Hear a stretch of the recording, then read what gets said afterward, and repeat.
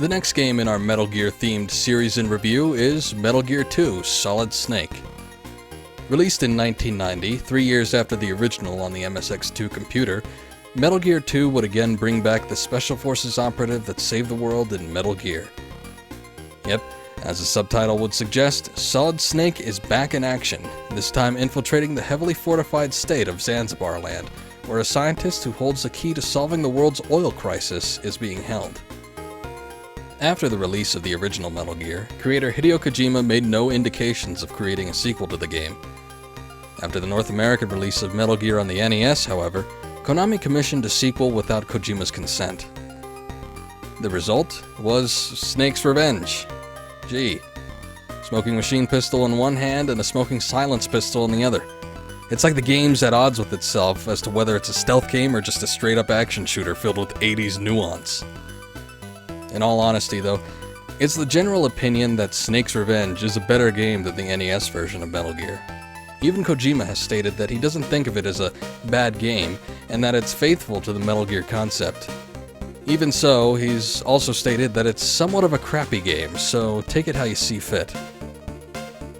Moving on though, it's been long stated that during the development of this soon-to-be unofficial sequel, one of the development staff contacted Hideo Kojima and informed him of the game's creation.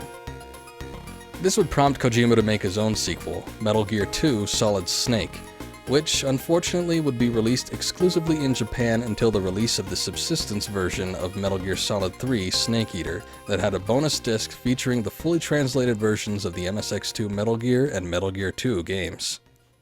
While still being on the same platform, Metal Gear 2 exceeded its predecessor in nearly every way.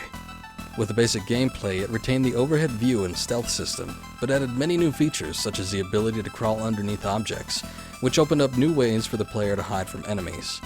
And there's also the addition of the minimap radar system, letting you track enemy movements off-screen. The enemy AI was also drastically improved. Instead of just detecting what's directly in front of them, soldiers could now turn their heads and look around the map, as well as move into other sections of the game world.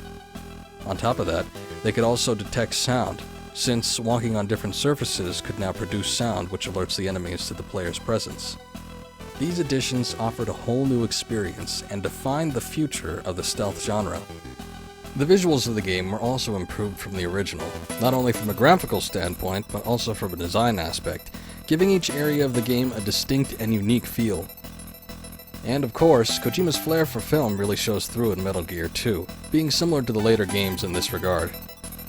Characters feel like more than just a simple aid or objective, having scenes of development with dialogue that goes on for more than just a couple sentences, building a world around the game itself, and developing a plot through storytelling. There are even character portraits for the major and supporting cast of the game. While the re-releases were more stylized to look like later iterations of the characters, the original had more realistic images. Huh. Well, these look kind of familiar. Yep, they're all based off of real actors. Well, I guess you could say this is more or less Kojima's dream cast for a live-action Metal Gear film. So, while Metal Gear 2 is undoubtedly a massive improvement over any previous games released in the series, is it without flaws? Well, as with any other Metal Gear game, backtracking is always a hassle. Considering that this game is a lot bigger than the last one, and the buildings are way more intricate, to the point where it can be easy to forget the layouts of certain areas, yes, backtracking can be a real pain in the dick. For instance, when you're near the end of the game in Building 3, you find out that an item you've been carrying is actually a key used to progress in the game. It turns into a key only when you change the temperature, so you end up needing to go somewhere cold. Let's see. Here? No. Maybe there? Not cold enough. Oh yeah, the freezer. Where was that again? God damn it. Now, fortunately, there are ways to be transported from building to building, similar to hopping into a truck in the first Metal Gear, though these are more for deliberate action instead of just walking into a truck at random and getting screwed over. And what would the early Metal Gear games be without key cards? Probably less aggravating. Kojima's indicated that he wanted players to feel the pressure of switching through keycards in a trial-and-error fashion, while danger looms around the corner, sort of like a B-horror movie. Honestly, it just pisses me off more than anything, and kind of feels like a waste of time, but I guess there are moments where that feeling of pressure comes across. Again, the frustration is alleviated in comparison to the original by the fact that with every 3 key cards you can combine them to get a master key card that opens up any door of the 3 that were combined. So it's not terrible.